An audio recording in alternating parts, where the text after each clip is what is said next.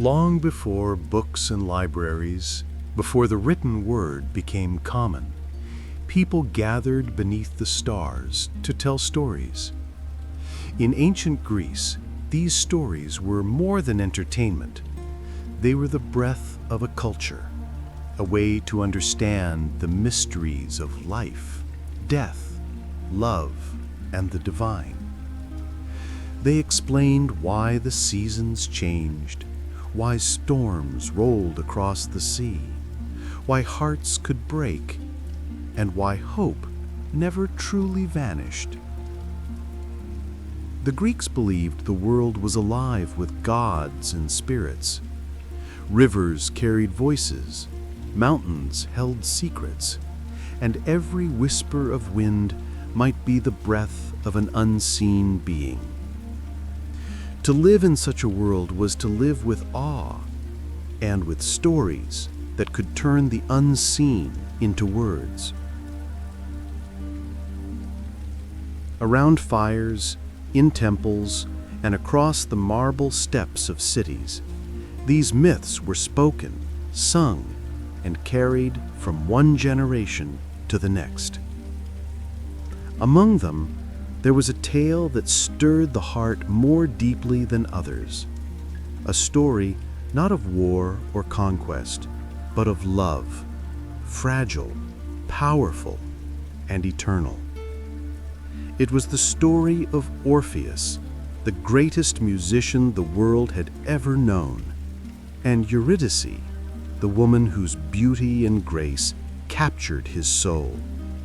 Their love was bright, their loss unthinkable, their fate unforgettable.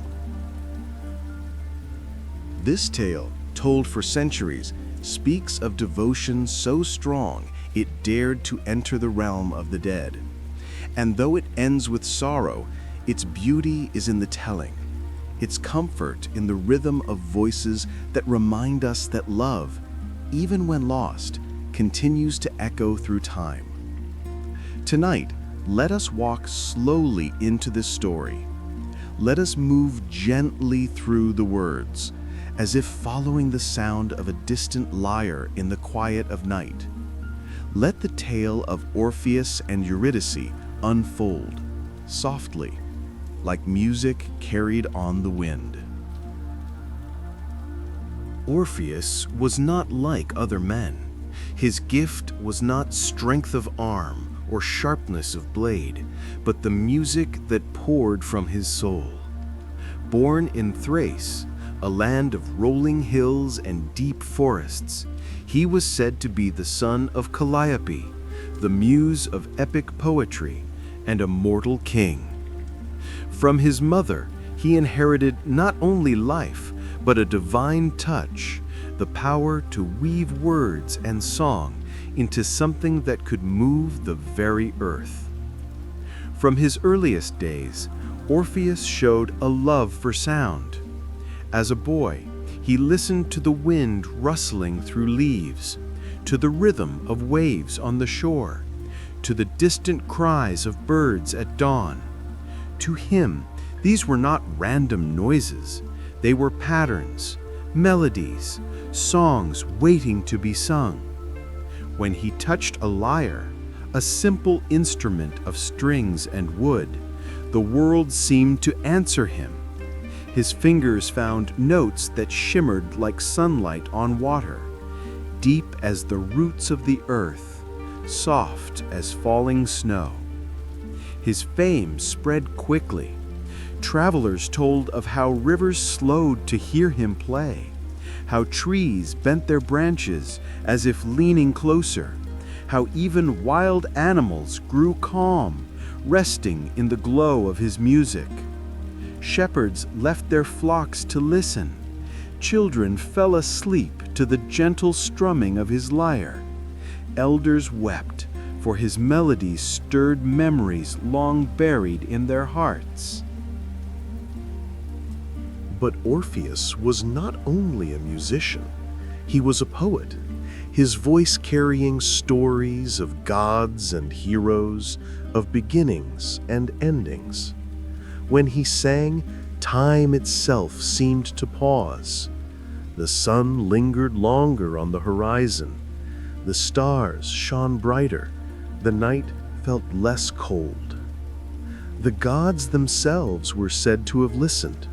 Apollo, god of music and light, watched with approval, granting Orpheus a lyre more perfect than any on earth.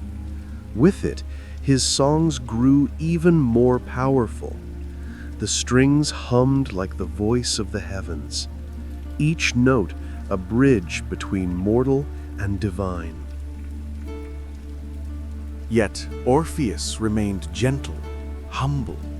His gift was not used for pride or conquest, but for healing and connection. He played to bring peace, to soothe sorrow, to celebrate joy. And in his music, the world found harmony, a reminder that beneath struggle and change, there was a rhythm that bound all things together.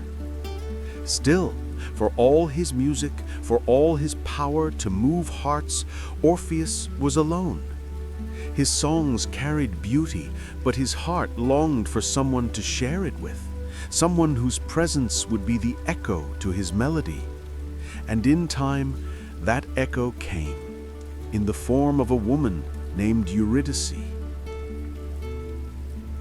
It was in the quiet places of Greece that their paths first crossed. The sun hung low in the sky, pouring its golden light across meadows thick with wildflowers. The air shimmered with warmth, carrying the hum of bees and the song of distant birds. It was in such a world that Orpheus often wandered, lyre in hand, weaving melodies from the whispers of nature itself. Eurydice was there, among the flowers. She was said to be one of the most graceful of women, her beauty not the sharp blaze of fire, but the soft glow of dawn. Her eyes held the calm of rivers. Her steps were light as drifting petals, her voice gentle as summer breeze. She was a nymph, a spirit of the natural world, belonging as much to the meadows and forests as the trees and streams themselves. When Orpheus saw her, he paused, his fingers falling still on the strings of his lyre. For the first time, music left him, not because he had lost it, but because he had found something that silenced even the most perfect note.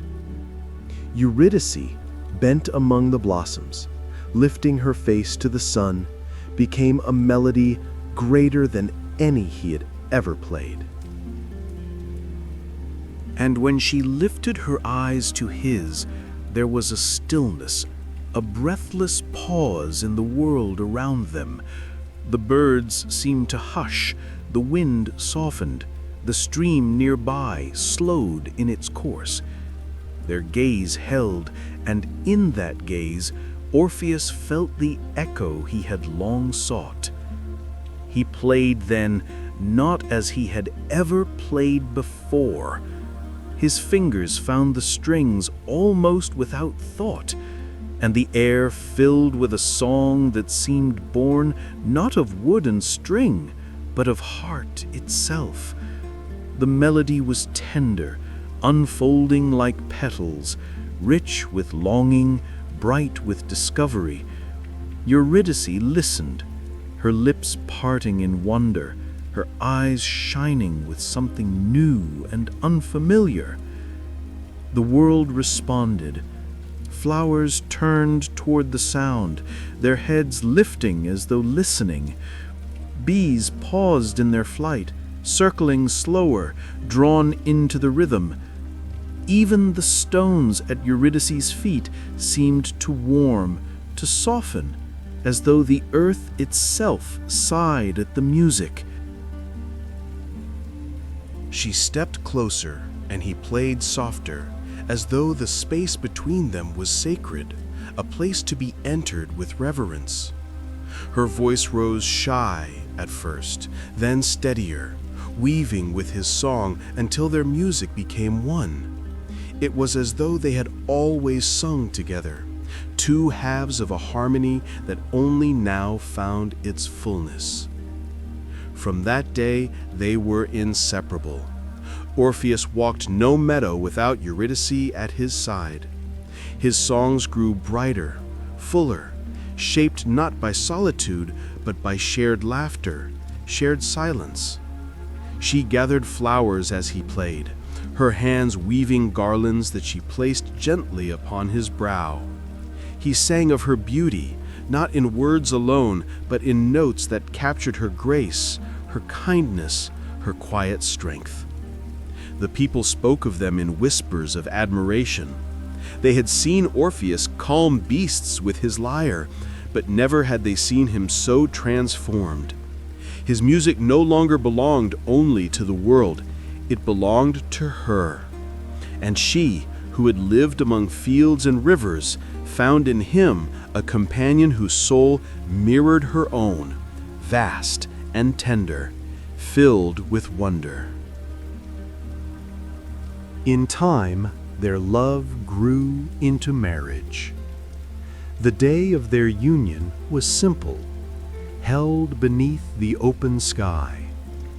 Flowers crowned Eurydice's hair, while Orpheus played songs that drifted across the hills. Friends gathered, voices joined in blessing, and for a time the world seemed whole, wrapped in harmony. The sun lingered longer that day, as though unwilling to leave, and the stars, when they came, shone with a brightness that lit their steps homeward. Together, they built a life not of grandeur, but of closeness. They did not need golden halls or crowded feasts. Their wealth was in music and nature, in shared glances, in evenings by the fire, in mornings where the first light touched both their faces. Orpheus sang, Eurydice listened, and in her listening, his music became eternal. Love, when true, is not loud. It is quiet, steady, like a river flowing without end. So it was with Orpheus and Eurydice. Their hearts beat not in thunder, but in rhythm with the earth, gentle and sure. And for a while, it seemed nothing could disturb that peace. But even the strongest harmony carries within it the possibility of silence. And in the turning of seasons, in the fragile balance of life and death, their love was destined to be tested in a way that would echo through time. The days of their love passed gently, like golden light across a meadow. Orpheus and Eurydice lived in harmony, their lives a song shared between two hearts. Yet life, even in its beauty, carries shadows, and in the turning of seasons, fate moves unseen, waiting with quiet steps. It was a day like any other.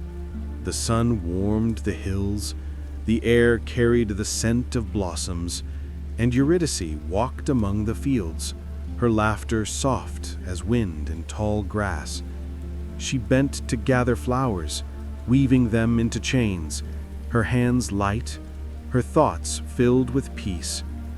Orpheus was not far, his lyre resting on his knees, his fingers moving across the strings in melodies that floated through the air like drifting clouds. But the earth holds both beauty and danger. In the grass, unseen, a serpent stirred idly. Silent, patient, its body coiled among the flowers. Eurydice stepped, her foot brushing against it, and in a moment too swift to prevent, the snake struck. She gasped, the garland falling from her hands. The poison burned through her veins, swift and merciless. She stumbled, her vision blurring, her voice catching in her throat.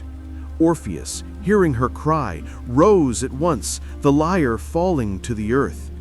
He ran, his heart pounding, but when he reached her, she was already sinking, her body trembling, her eyes filled with sudden, unbearable fear. He held her in his arms, his voice breaking, calling her name again and again. The meadow grew silent, the birds hushed, the wind stilled, even the river seemed to pause in sorrow. Eurydice's lips parted, as though to speak, but only a breath escaped, faint as mist. Her hand reached toward his face, trembling, and then fell away. The light faded from her eyes.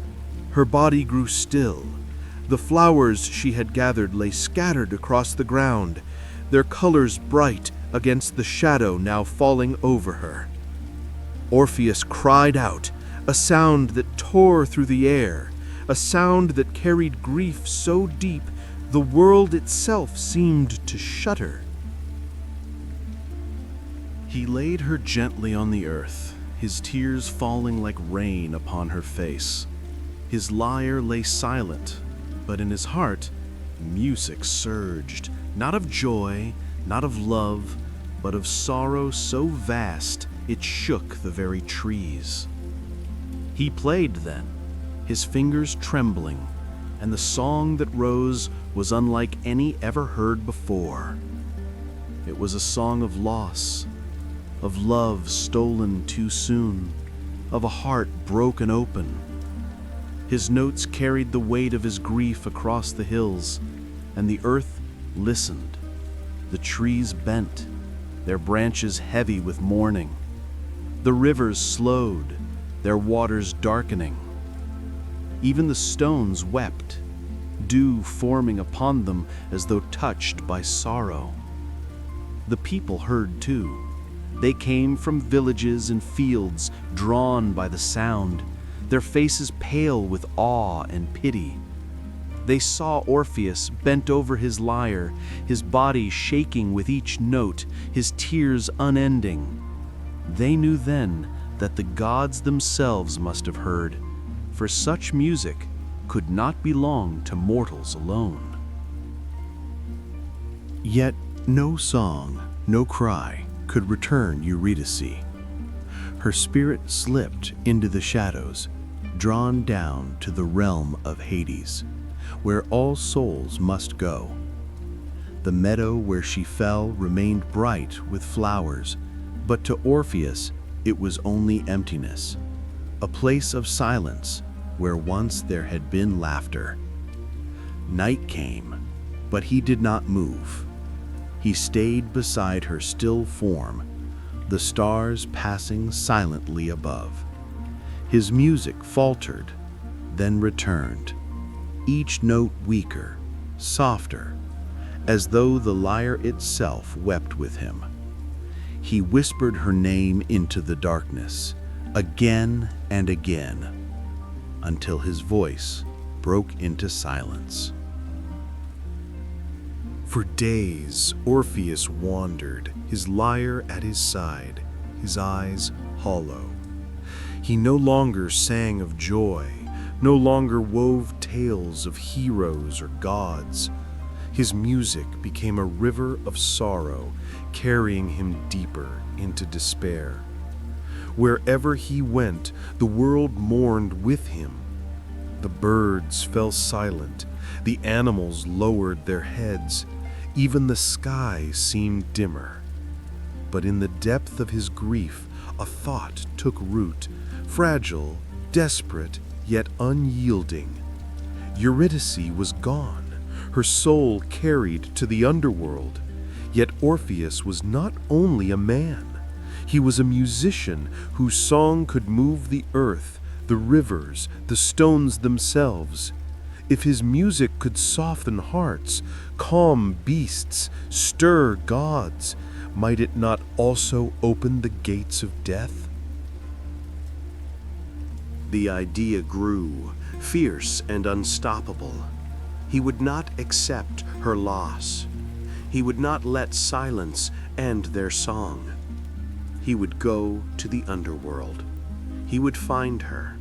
He would bring her back. And so, in the shadow of his grief, Orpheus lifted his lyre once more. His fingers touched the strings, and the notes that rose were filled not only with sorrow, but with resolve. His path lay not in the meadows or forests of the living, but in the darkness below, where few dared to walk. The world listened, silent, as Orpheus prepared to descend. He left at dawn, though dawn felt thin, as if the sky itself had forgotten how to brighten. Orpheus took only his cloak, his sandals, and the lyre that had once sung of harvest light and wedding garlands, and now carried the hush of grief. He did not look back at the meadow where Eurydice had fallen. He fixed his gaze upon the line where the hills ended and the old road began, the road the elders spoke of in low voices, a path that slid down into valleys the sun did not warm, older than bronze and older than song. The world changed as he walked. Grass gave way to stone. Stone surrendered to pale dust that remembered no rain. Trees thinned, then returned as silhouettes, poplar and cypress, their trunks straight, their leaves whispering a language older than markets and courts. Birds did not sing here. They traced quiet arcs across a sky that seemed to recede with every step. Even the wind moved with restraint, as if unwilling to disturb what waited below. When the first opening appeared, it did not announce itself as a door. It was simply a place where Earth had learned to yawn and keep its mouth open. An immense cave whose breath was cool and dry, the scent of time itself. At its threshold, Orpheus paused. He laid his hand upon the stone and felt its patience. Then he plucked a string. The note did not ring.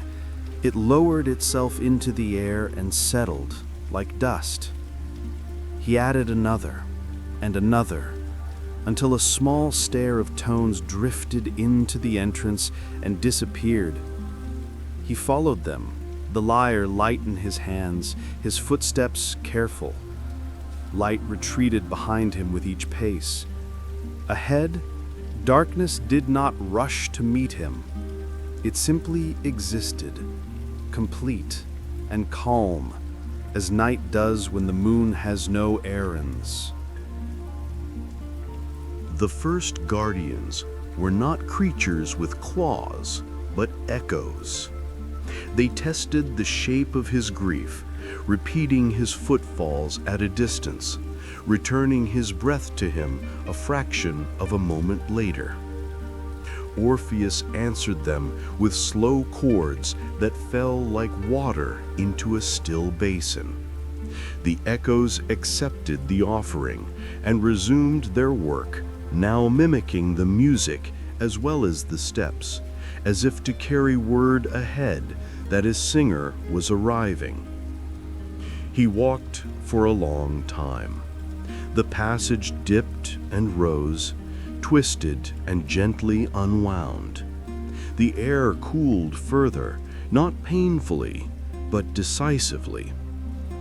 Where the floor grew slick with old drips of stone, he played a measured rhythm to pace his feet, and his soles met the rock exactly where the beat asked them to.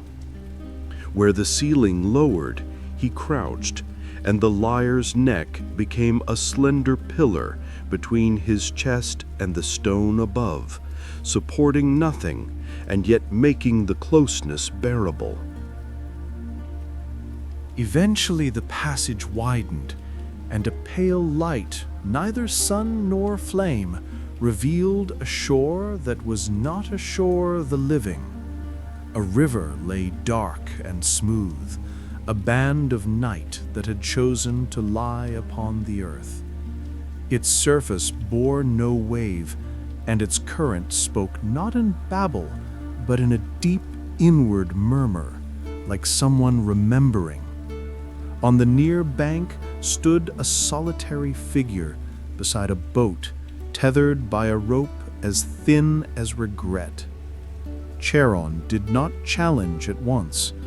The ferryman looked upon Orpheus with eyes that had counted more crossings than stars, and his mouth retained the shape of the last name he had spoken. No name at all, perhaps, only the habit of naming. His hands were the color of old coins. The pole he used was worn to a smoothness that no sand could give, but only centuries of water and weight.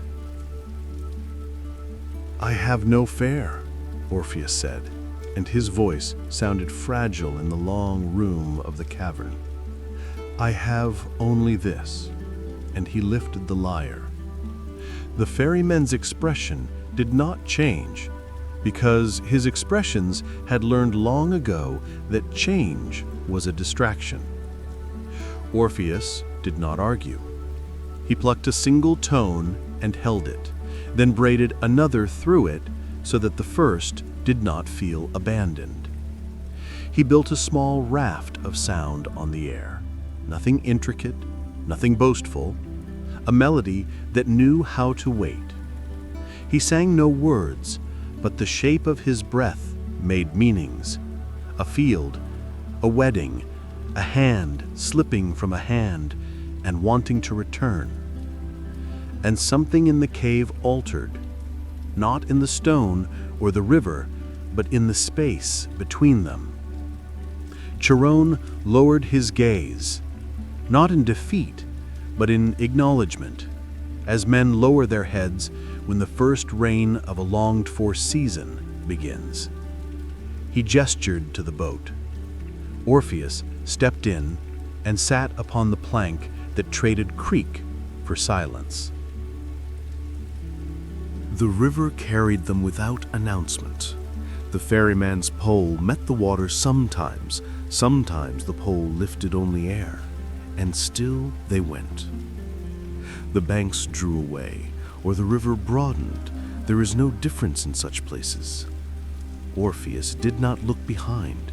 He watched the flow, and where the surface deepened to black, he allowed his fingers to find darker notes. Where the surface thinned to gray, he played higher, as if offering a lantern to whatever passed below. When at last they reached the opposite shore, no sand welcomed them, only a sweep of ground like the inside of a closed eyelid.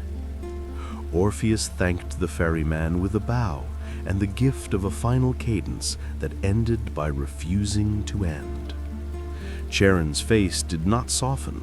Faces like his do not, but the line of his shoulders loosened by the thickness of a single breath. Orpheus walked on. Now the guardians were not echoes or oars. They were eyes, 3 of them, set in a head as patient as caves themselves.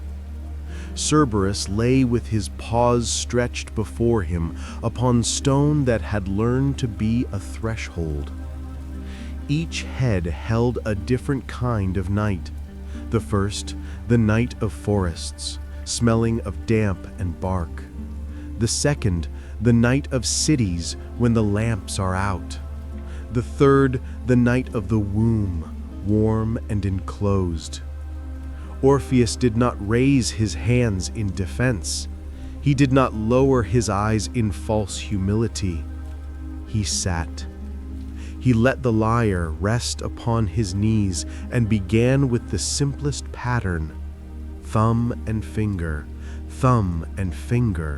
like a heartbeat that had learned to be tender. He did not sing to the guardians to tame them. He sang to testify that he and they were equally within night, that neither was stranger to the other's shadow. The first head, the forest knight, blinked slowly, as animals do when they understand that no chase is intended. The second, the city knight, allowed a small length of tongue to relax from the mouth, not in hunger, but in a knowledge beyond hunger. The third, the womb knight, closed its eyes altogether and breathed the way newborns dream. When Orpheus rose to cross, three tails thumped the stone as one, the sound like a low drum in a temple no hand had built.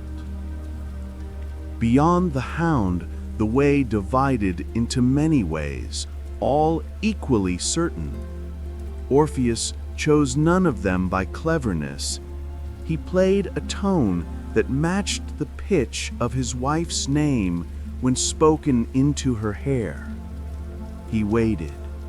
The air returned an answer so faint he could have mistaken it for the rustle of his own sleeve. He turned where the answer seemed to grow less faint. He waited again. In this manner, he let longing be his compass, and longing did not mislead him. He passed a grove where trees grew pale, their leaves thin as parchment, and among them figures moved, shapes like men and women, their edges softened as if with ash. The shades did not stop him. They regarded him with the caution of those who have shed weight but not attention. Some lifted their faces toward the lyre, as flowers do to a tempered sun. Orpheus inclined his head and played them a cadence without promise, a blessing that did not interfere. They parted for him as reeds part for a small wind. He crossed a field where the ground gave slightly underfoot, not from mud, but from memory. Horses grazed there, without chewing, the slow rotation of their heads no more than a gesture of habit.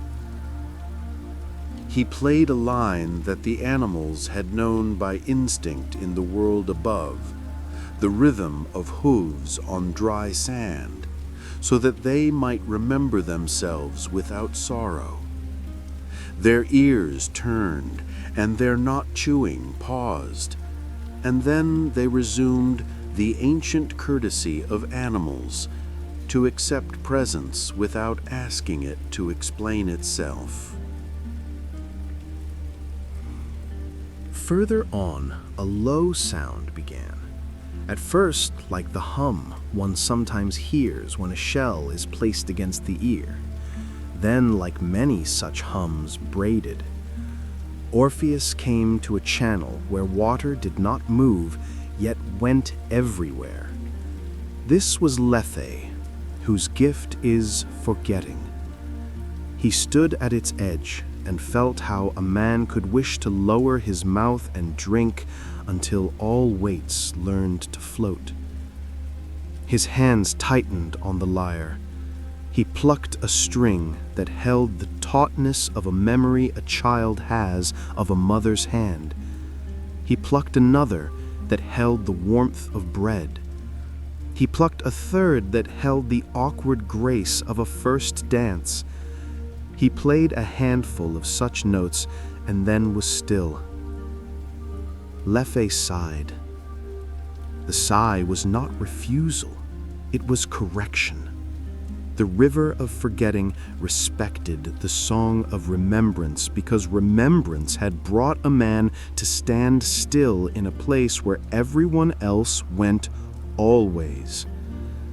Orpheus bowed, not a victor's bow, but the bow one gives to a teacher.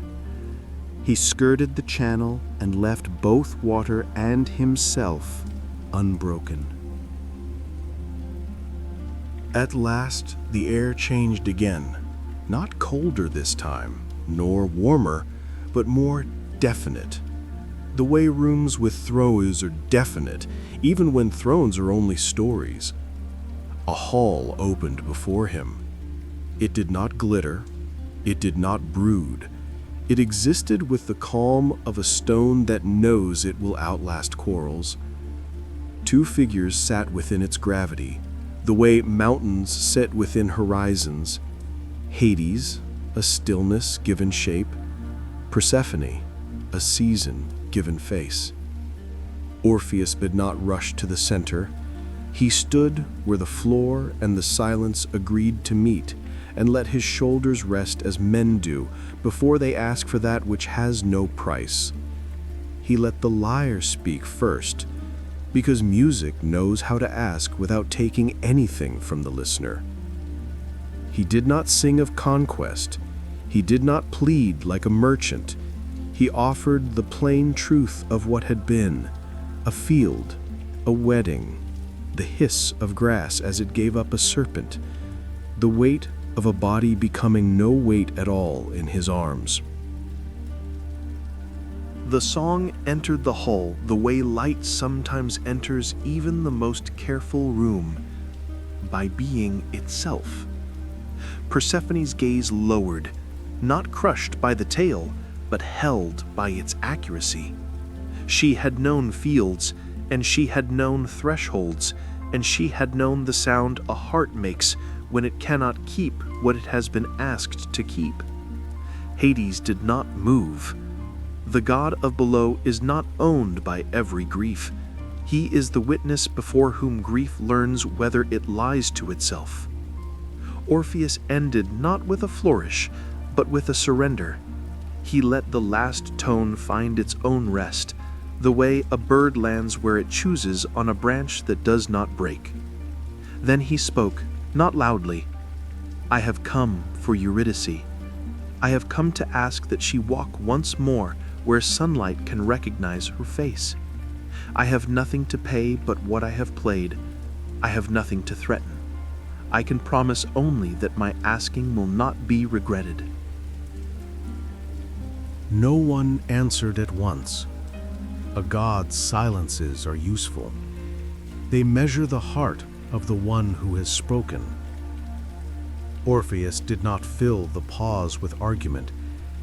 He let the pause hold him, as a river holds a boat that is chosen to drift in faith rather than push against current.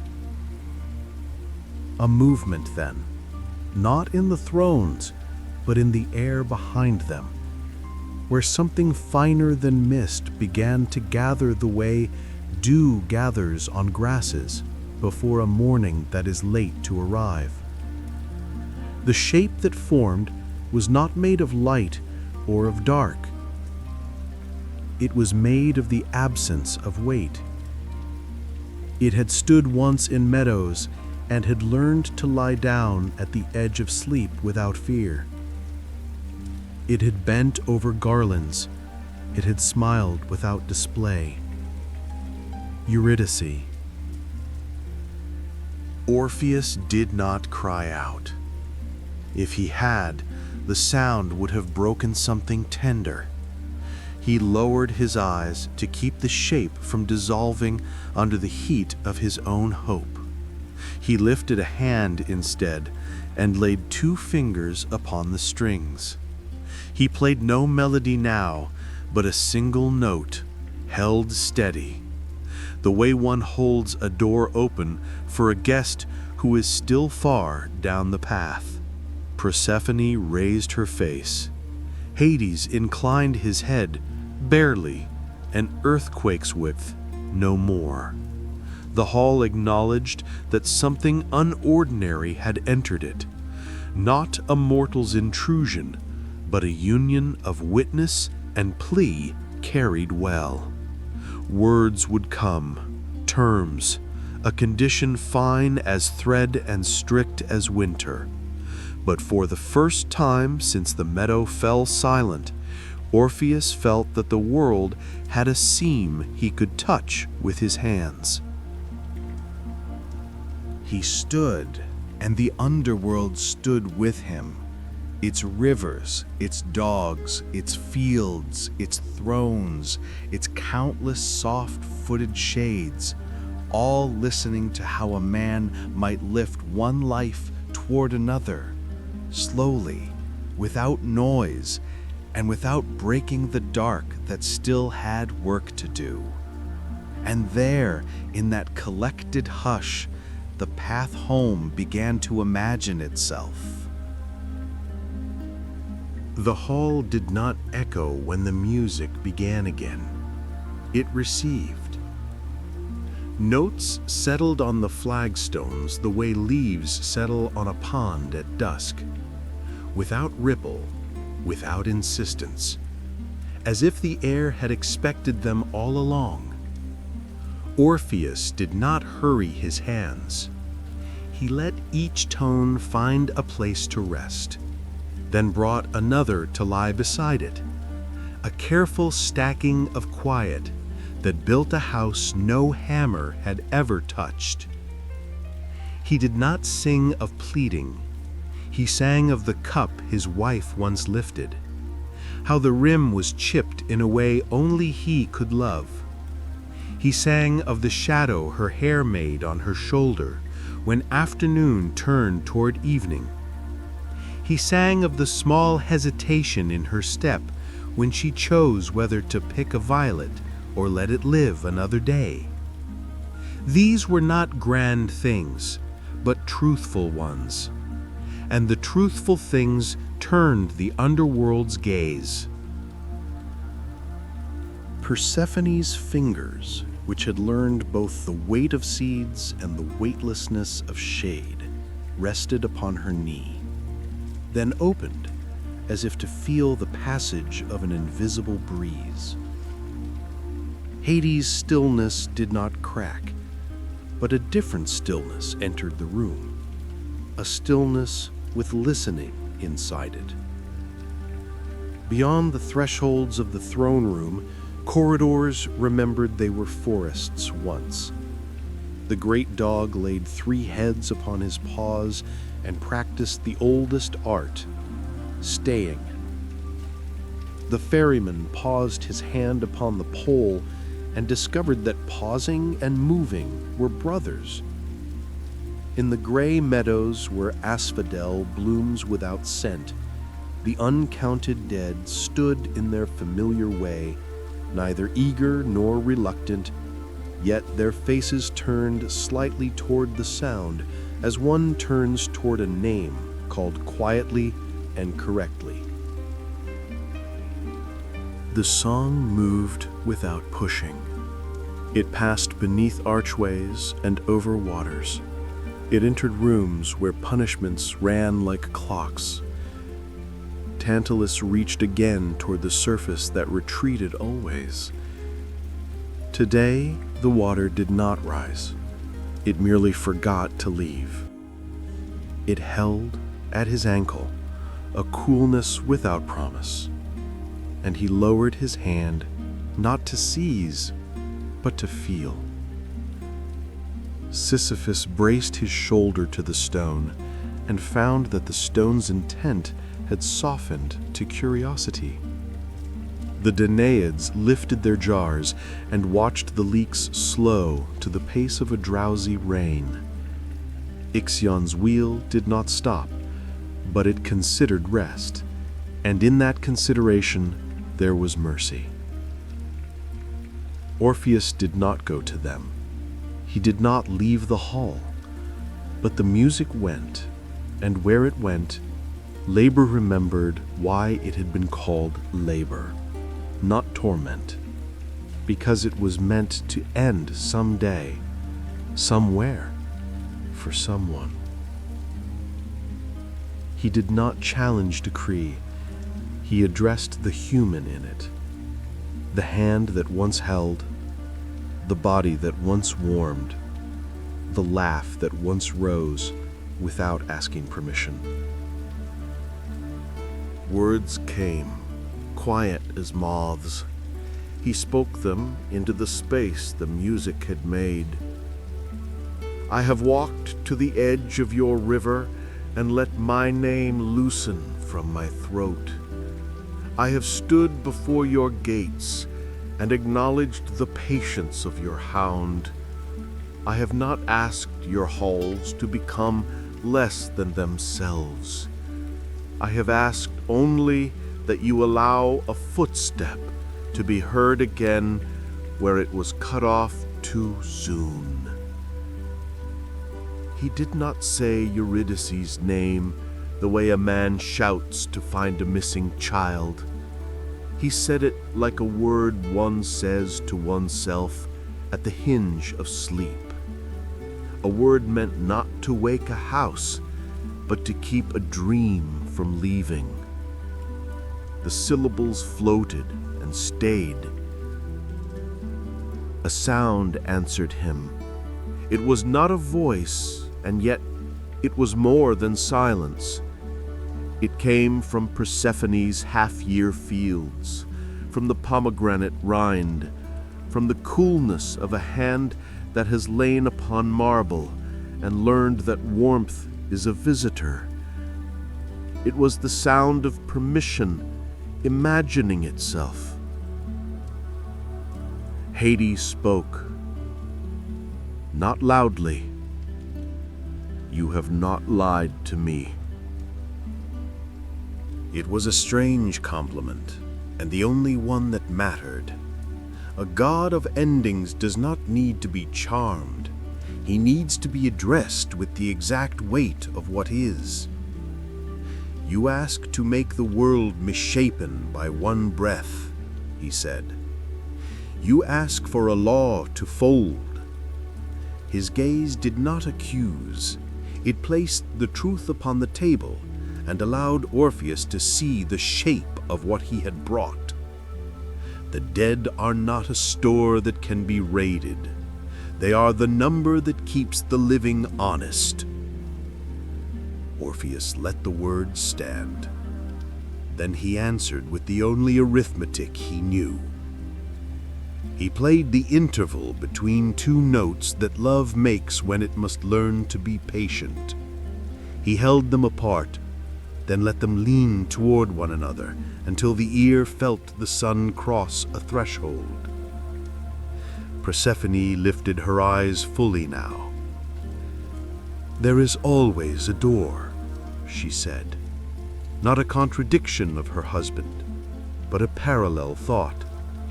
But some doors are made of breath.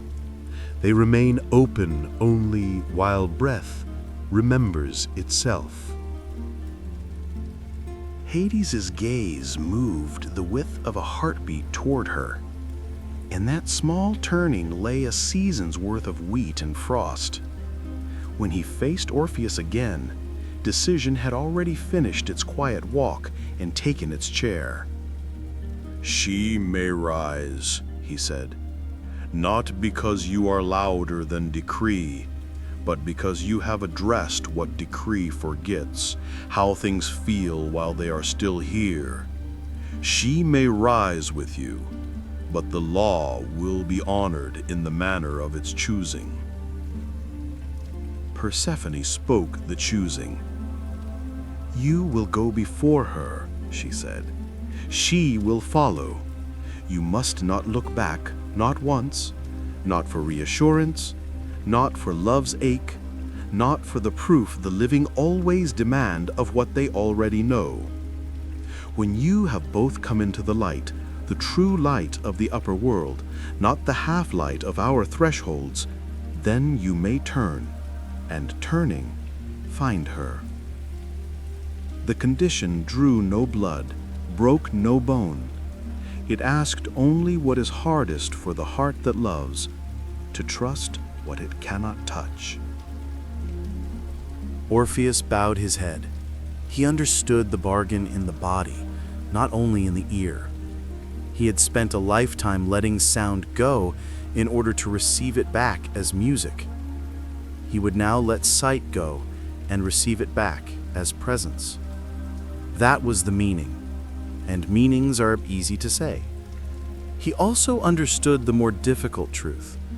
that the neck has its own mind, that memory has a weight even the strongest arms cannot hold forever, that longing feels like drowning even when one is walking on dry ground.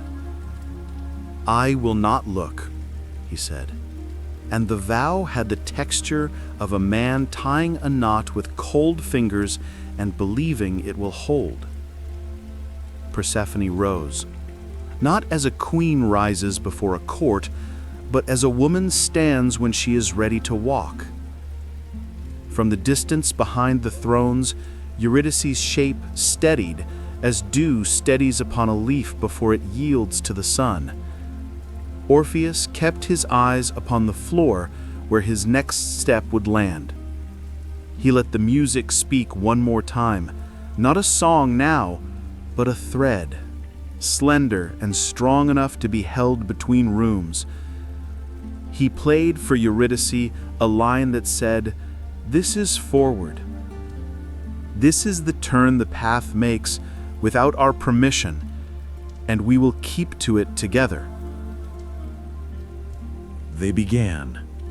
The first chambers received their footfalls and did not amplify them. Sound in the underworld knows how not to be cruel. Orpheus walked at a human pace, neither testing the gods with haste nor testing himself with hesitation. Behind him, Eurydice's steps were not the steps of a body that crushes grass. They were the steps of a name being re-taught to the air. He did not hear the rustle of cloth, the brush of hair. He heard only the memory of such sounds and allowed the memory to be enough. When they came to the meadows where shades gather like fog that has agreed to stand, the uncounted made a corridor simply by the angle of their attention. No hands reached, no voices called. A mother who had once held a child watched the pair pass and remembered, without pain this time, the weight of a head upon her shoulder. A soldier whose sword had learned to be humble in the ground remembered the unstrapping of armor after a long day, and in the remembering, he felt lighter than he had felt since the first dawn he ever saw. Cerberus lifted one head and then another, a slow wave of inquiry. Dogs do not require proof that those they guard have business, they require only a tone. The lyre's thread hummed at a pitch the animal recognized as home, and three tails rose and fell, a metronome older than bronze. At Lete, the air cooled with the suggestion of forgetting. The water lay level as a closed book. Orpheus did not quicken his step. He played into the hush a handful of small brightnesses, the click of a cup set upon a table, the sound honeysuckle makes when wind decides to be kind, Eurydice's breath when sleep begins to have her. The river answered with an absence, a kindness too. It did not invite. They passed without losing their names. On the far bank, a draft moved as if the underworld itself exhaled in blessing or in indifference. It is wise not to ask which. The path narrowed. Stone remembered that it could be steps. Above, a thickness that had always been ceiling began to admit an idea of height. Distance learned to exist again. Orpheus's chest lifted a touch more easily. He felt the urge that men feel at thresholds, to turn, to confirm, to share a smile that says, "We are doing it." He let the urge rise and fade as one lets a wave pass under without letting it pick up the feet. The ferry lay ahead, and Charon stood exactly where a story would place him. Orpheus entered the boat without asking the price, because music had already paid what coin cannot. The pole pressed water. The current, gentle and obedient as a well-mannered animal, agreed to the direction because the song led and did not command. As they crossed, a question came with terrible sweetness. Was the footfall behind him as close as before? Had a small distance opened? Had it closed? The mind of a man who has loved invents distances even on still water. Orpheus answered himself with the simplest medicine he owned. He played 3 notes. He waited. He played them again. He walked the time between each set with the exact length of his stride. Behind him, the silence did not protest. It accompanied. That was all, and that was enough. The shore of beginnings returned. The first steps he had taken into night now waited to be taken out of it. Air changed, not suddenly, but with the persuasion of a dawn one can smell before seeing. The cave remembered that it was a mouth. Its breath cooled Orpheus's cheeks with the mildness of cloud shade moving across a field. He did not hurry. He came to the last low passage. He bent as before. The leer's neck touched stone and did not complain. A thin band of light lay ahead, not the full meadow blaze, not the honest blue of sky, but light nonetheless, mixed with dust, the kind that turns motes into briefly golden creatures. It was true light, though little of it. Persephone's condition had been clear. When you have both come into the light, the true light of the upper world, then you may turn. He measured the words against the glow and admitted that a man can only ever know light by feeling it fall on his face. He lifted his chin a fraction and let it. Warmth kissed the plane of his cheek, tender as a mother's palm. The skin answered with gooseflesh and gratitude. He took another step, another. The glow grew, not with drama, but with certainty. He could feel the outside now, not only on his skin, but in his lungs, which began to recall the aromas that define earth. Crushed grass, warmed stone, the phantom of pine. Behind him, a step. He heard it. Did he? Or did he remember it? He could not ask. The neck suggested a small mercy. Only a glance. The heart suggested a larger mercy. Share this first light with her eyes. The law suggested nothing. It had already spoken. He lifted the lyre and placed his fingers where habit would not betray him. He played a note so soft it made the light seem loud. He played another that leaned into the first, and a third that made a triangle of patience around them both. He stepped again. He felt the mouth of the world widen. He did not turn, not yet. And the music kept the dark from breaking and kept the light from rushing in too fast. It bridged, it breathed, it waited, as a door waits not for the hand that opens it, but for the feet that will cross without stumbling. The silence after the bargain was made felt heavier than words. Orpheus stood still, his lyre pressed against his chest, as if to anchor the vow within him. Persephone's voice lingered in his ears. Do not look back. Not once. Not for love, not for doubt, not for the hunger of the eyes. Trust must walk where sight cannot. Eurydice's presence behind him was not like the presence of the living.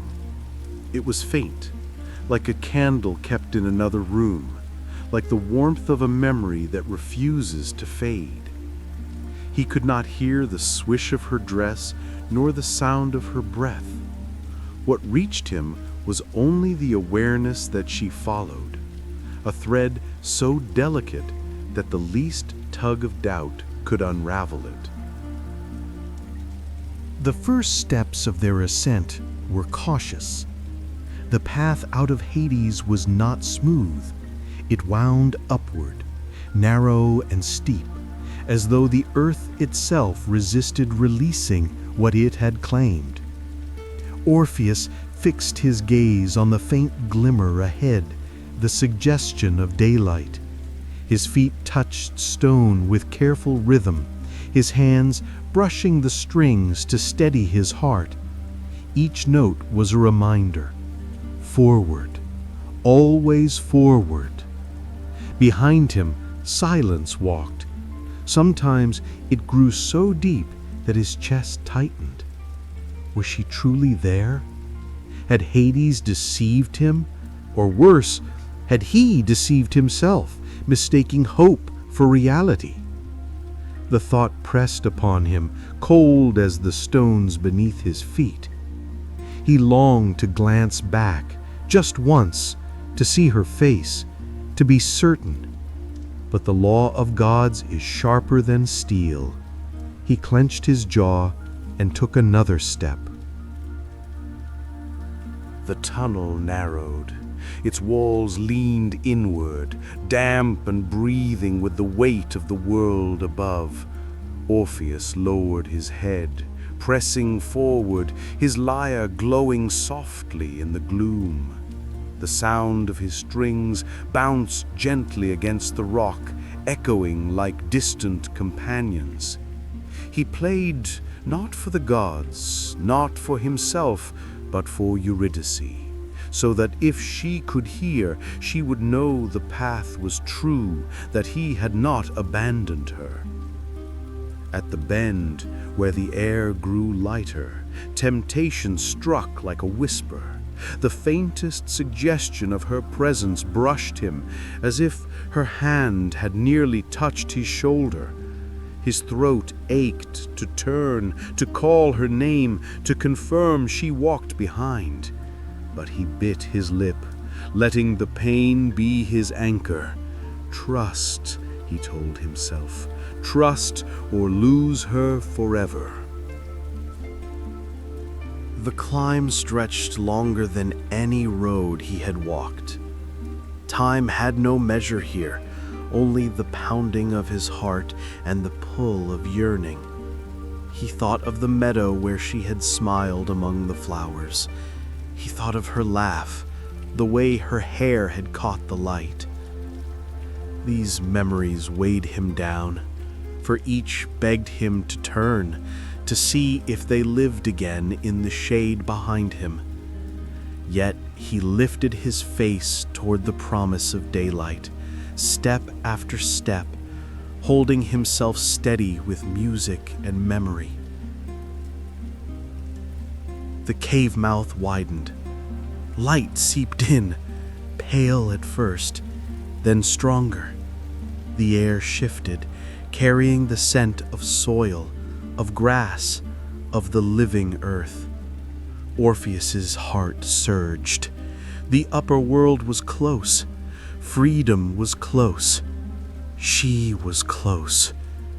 His chest filled with both relief and terror, for the closer he came, the stronger his doubt grew. Was she truly there, following? Or had the gods given him only silence and hope? The path narrowed one last time, steep and uneven. His breath came hard, his legs trembled, but the light ahead pulled him like a tide. Each step echoed, his notes faltering as his fingers shook. Behind him, nothing. No sound, no proof. The silence screamed louder than thunder. And then he saw it. The true light of the living world, flooding the mouth of the cave. Gold and blue, soft and vast, it poured toward him, washing his face, filling his lungs. He was steps away from deliverance, steps away from seeing her walk again under the sun. The rule was clear. Wait until both had crossed into light. Yet the weight of doubt pressed harder than stone. The silence behind him grew unbearable, clawing at his heart. His love rose like fire, demanding to see her face once more. "One glance," whispered his longing, "only one glance, and I will know." He slowed, his body trembling at the edge of choice. His hands faltered on the strings, his music breaking into fragments. The sun spread wider across the ground, and with it came the terrible sweetness of almost safe, almost free, almost together. And in that fragile space, at the edge of shadow and light, the test waited. The light lay before him, full and certain now. It spread across the stone floor, softening the edges of darkness. Orpheus felt it on his face, warm as the sun after endless winter. He took one more step, then another. The breath of the world above touched him, air that carried the scent of grass, of wild flowers, of wind that had not known sorrow.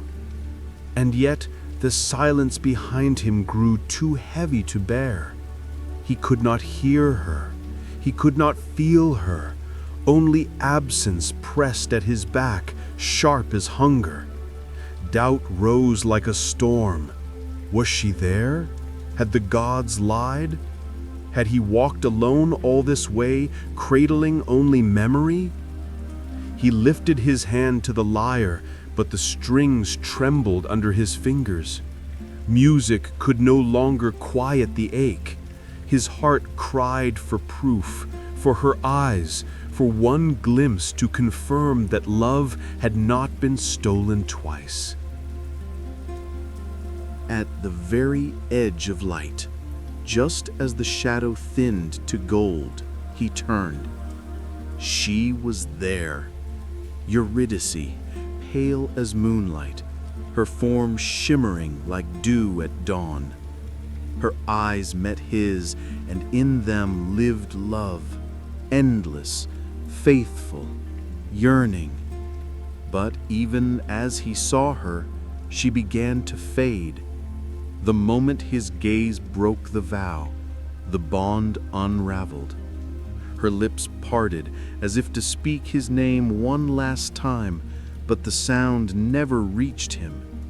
Her body grew light, then lighter still, until she was nothing but breath dissolving into air.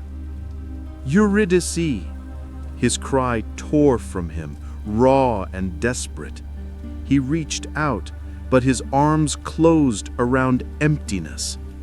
She slipped back into shadow, pulled by the law that does not bend twice. The underworld claimed her again, quiet and absolute. The cave held its silence. The light remained indifferent. Only Orpheus stood trembling, undone by the weight of a single glance. He stumbled out into the living world, but daylight no longer felt like daylight. The meadow waited, the rivers sang, the trees bent in the wind, but for him all was hollow. His lyre hung heavy in his hands. When he touched the strings, the notes wept. They no longer danced. He sang, but his songs carried sorrow so deep that even stones seemed to grieve. Birds fell silent to hear him. Rivers slowed. The world bowed to his loss, but it could not return what he sought. Orpheus wandered, never still. He walked among hills and valleys, through forests and fields, playing for no audience but the sky. His music was a wound that never closed, a prayer that never ended. Those who heard him said his melodies carried both the sweetness of love and the sharp edge of despair. In time, his story passed into legend. The name of Orpheus became more than a man. It became a song, an echo through centuries, a reminder of the fragile thread between love and loss, trust and doubt, presence and absence. And Eurydice, though her voice was never heard again among the living, remained in the music.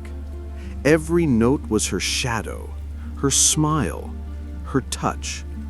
Together, they existed not in fields or meadows, but in the hearts of those who listened, who closed their eyes and felt the ache of beauty too great to endure. So ends their tale, not with triumph, but with echo, a story of love that dared to cross death's threshold, and of one glance too soon, a story told in whispers, in strings, in sighs carried by the wind. Tonight, as you close your eyes, let their song guide you. Let it remind you that love, even when lost, never truly vanishes. It lingers in the rustle of leaves, in the hush of night, in the spaces between notes. It waits, quiet and eternal, an echo through time.